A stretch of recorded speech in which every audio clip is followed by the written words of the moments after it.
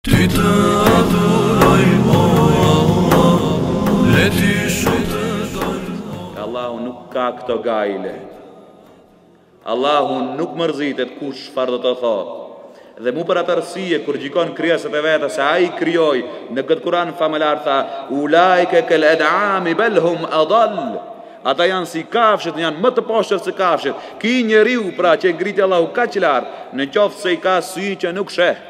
A nuk e sheh diellin o vlla, a nuk e sheh hëna, nuk sheh rreth, nuk sheh oqeanët, nuk sheh detrat, nuk sheh kodrat, a nuk e ndjen ajrin me hum që merr frim, e të mbush mushkrit,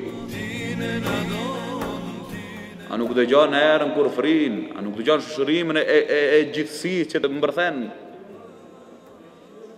a nuk ke zemër që kupton, e nëse nuk i ke këto ulaike kal ad'ami bal hum adall, nëse i ke këto e nuk të funksionojnë, atëherë shdallimi mund të ketë njeriu nga hajvani, nga kafsha.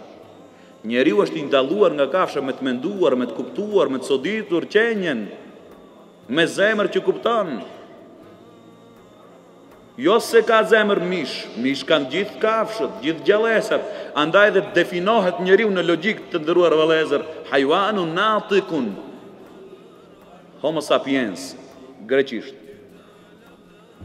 Gjallës që mendon. Pra në bazë çfarë është njeriu? Hajvan është gjallës. Mi po kur mendon, kjo gjallës prej një hajvani bëhet njeri.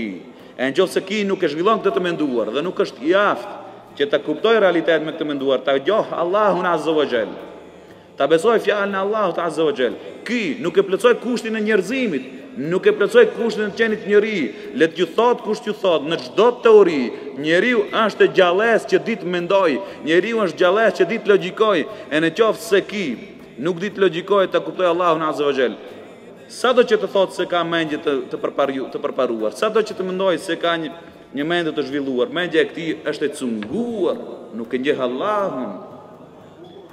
Dhe nëse e njeh ajrin, nuk dallon nga një njeri i parësimuar. Nëse e njeh ajrin, e ndjen ajrin, e prek një drum, e prek një gur dhe e studion atë, nuk ka shumë dallim nga njeri i thjesht i cili e ndjen këtë po si një shkencëtar tjetër. Andaj vëllai nderuar,